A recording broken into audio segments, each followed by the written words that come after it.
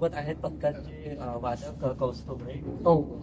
तर जाणून घ्या जरा त्यांच्या बाबतीत की त्यांना काय अनुभव आहे पथकासोबत. नमस्कार, मी कौस्तुभ उदयकुमार रोडगे पाटील.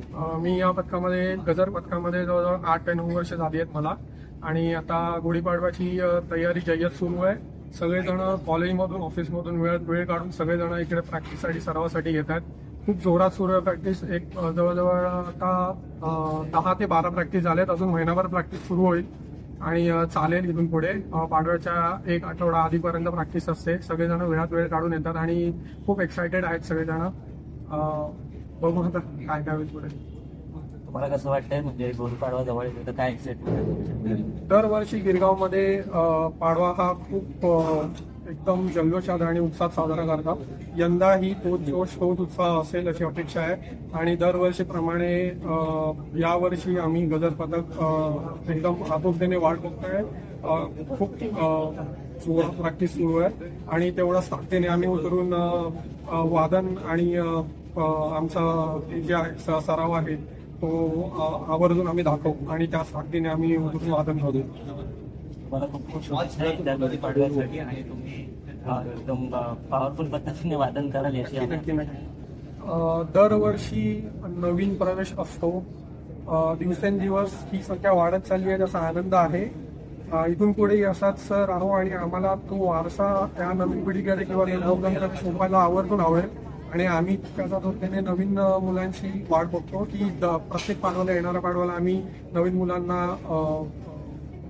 चान्स देऊ आणि ते तेवढ्या ताकदीने वादन करतील. दरवर्षीचा एक्सपिरियन्स आणि अनुभव हा असाच आहे आणि इथून पुढे वाढत जावं अशीच प्रार्थना. अशी रोहन दादाने म्हटल्याप्रमाणे आमच्यासोबत तो एक वादक आहे, लहान वादक. पहिलीत असल्यापासून गजर पथकासोबत निगडीत आहे. जाणून घेऊया आपण त्याचं काय महत्व आहे. आपण जाणून घेऊया की त्याला कसं वाटतंय गजर पथकाच्या पथकात. तर सर्वात प्रथम तुम्हाला सांग तुझं पूर्ण नाव. माझं नाव किरण वागरागर. मी ह्या पथकात पहिले असताना आले आणि आता 6 वर्ष आले. मला खूप आवडतं वाजवायला आणि पथक असं चालतंय की माझी इच्छा आहे की असंच चालू दे म्हणजे अजून मुलं वाढत. खूप आवाज पण आहे पथकाचा. सगळे वादकात मजा करतात तशीच वाजवतो आपण. घरचे सपोर्ट करतात म्हणजे ढोल ताशा वाजवण्यासाठी. हो असं पण आहे आणि म्हणजे कंटिन्यू वाजवायचं असतं पण तसं वाजवायला भेटत नाही. म्हणजे नॉर्मली असं बोलत असतं ना की स्टेडियमवरती बोलत असतं. असंही दोन्ही कडे म्हणजे पथक पण आणि अभ्यास पण तेवढंच. तुला काय वाटतंय म्हणजे कसं परफॉर्मन्स? माझा चांगलाच असतो तर त्यावेळी पण माझा बेस्ट येईल आणि सपोर्ट करेल. शुभेच्छा. तर जर फक्त जुन्या वादकांपैकी आपल्याकडे असे अनेक वादक आहेत जे 8वी असल्यापासून वाजत आहेत. तर जाणून घेऊया आपण त्यांचं मनोगत. तर त्या पद्धतीचं नाव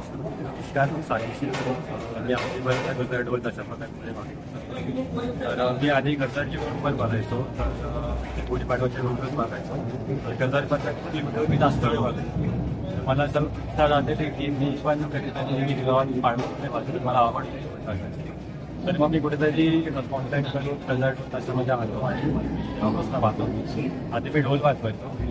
मला ढोलाची आवड तर मी ताशावरती शिकतो. आपण 4-5 वर्षापासून ताशा लिहितो. नाही, मी मुंबई साईडला राहतो. आवड म्हणून मी ढोल ताशामध्ये आहे. साधारण किती आठ असते 8 वाजत आता मला 8-9 वर्ष झाले. काय अनुभव तर खूप चांगला होता. म्हणजे लहानपणी आतापर्यंत मला खूप शिकलो ते म्हणजे ढोल ताशाचं मला खूप चांगलं होतं. म्हणजे एक आवड असते. म्हणजे सगळ्यांना मी सांगितलं की तुम्हाला आवड आहे ढोल ताशाची पण करा म्हणजे असं पार्टिसिपेट वगैरे इकडे करा. गुढीपाडवा जवळ येते त्यासाठी काय खरं तर नवीन वर्ष आलं की मला गुढीपाडवा कधी आहे याची खूप म्हणजे असं हे असतो. कधी गुढीपाडवा आला ना आम्ही तिथे वादन करतो. कारण आम्ही पुन्हा 2-3 महिने त्यासाठी मेहनत करत होतो एका दिवसासाठी. आणि आपला मराठी सण होता, आपला मराठी नववर्ष आहे. असं वाटतं की चांगला जावं. त्याकडे माझा